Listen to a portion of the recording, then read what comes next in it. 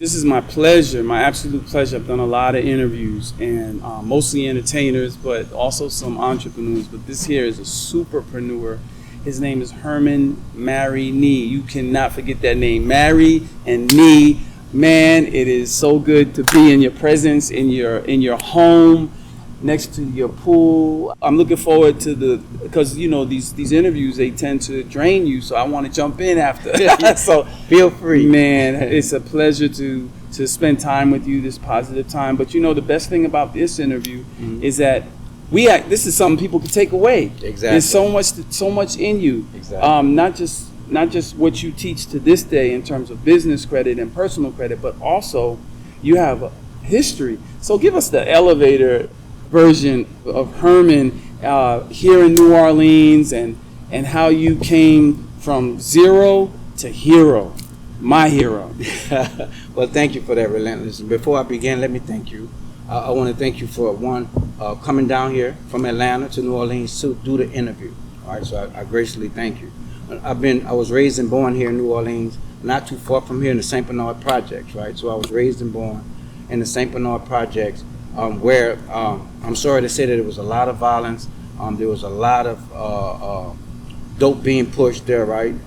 Just nothing I don't think any kid or family should have to endure. But we did. We survived. I'm oldest of 6 kids. My mom's name is Lodi. They know her as Miss Lodi. And in the project, she was the Tenant Association's president. So she got to maybe interact with all the tenants. They would come to our house. And so my mom shaped me pretty much of who I am today. When I mentioned earlier about having book sense, common sense, and street sense, that came from my mom. On the other hand, my dad always told me to reach for the moon, and even if I miss, I wind up with the stars. So I'm the combination of Herman Marigny Jr. and Laura Ann French Marigny. All right, so that's who I am. It was a rocky start, growing up in the project, a lot of hard lessons, right? I was mentioning to you earlier that I was involved in some violence in there, and this is how this accident happened. But from there, just listening to my father and my mother's nurturing, their wisdom, it guided me out of that into going into the military, into going to get 7 college degrees, into opening up multiple businesses, primarily in the transportation space, right? Me and my wife, my beautiful wife, we've been fortunate enough to own 3 CDL schools here in Louisiana, right? Trucking company, a brokerage company, a staffing company, and of course, how we met, a business enhancement corporation. What a tremendous evolution when you see these kids out in the streets, whether it's New Orleans or in schools, which I'm sure you visited and spoken to. What a tremendous evolution to see where you came from and then see where you are today.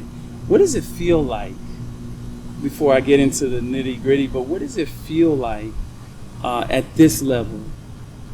Do you feel like you made it? Do you feel like you got a long way to go? Like, where are you at in those levels? Good. So as you said earlier, starting from the projects, in my estimate, it's the ground zero, all right? And not a lot of people make it out. I've lost a bunch of friends, jail, murder, or whatever the case might be, right? But there's been a few that have made it out, and I was lucky enough to be one of the few, right? I wasn't always so lucky, but I've been fortunate to be one of the few.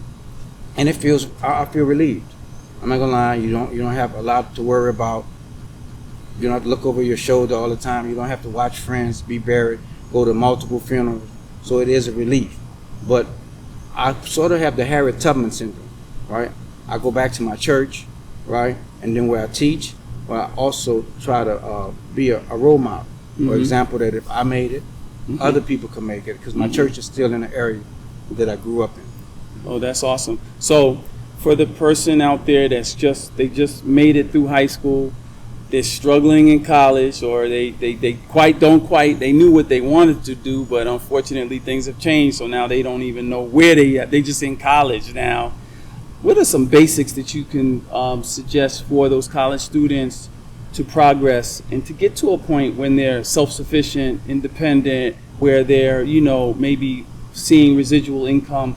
What would you like to see? Let's say it was your son or daughter that's just starting college. What would you like to say to them? So I'm going to talk to you like I train my son, right? I have one son. He's passed away. But before he passed away, he owned multiple real estates, right? He owned the insurance company. He just owned different things. He came from the projects as well, right? So I'm going to tell you what I told him, right? Right. Foremost, it is a mindset, right? So I gave him the correct books to read, right? Rich Dad, Poor Dad, right? Options, Players, type of books. Who Moved My Cheese? Just to kind of set the correct mindset, because in that environment, it's quickly to get the wrong mindset, to get a negative mindset, right? Yep. You have no role models. So the second thing after the mindset is to find that mentor, right? Find somebody that if you are struggling with any type of principles or economically or personally, you have somebody to relate to. If you can get those two things, you have a foundation to grow. I was fortunate enough in college to have a mentor like that at the University of California, Berkeley. I was struggling, same mindset, right? Whether I should go or whether I should stay. And that mentor gave me some books to read. That mentor showed me what was possible, and it made the world a difference.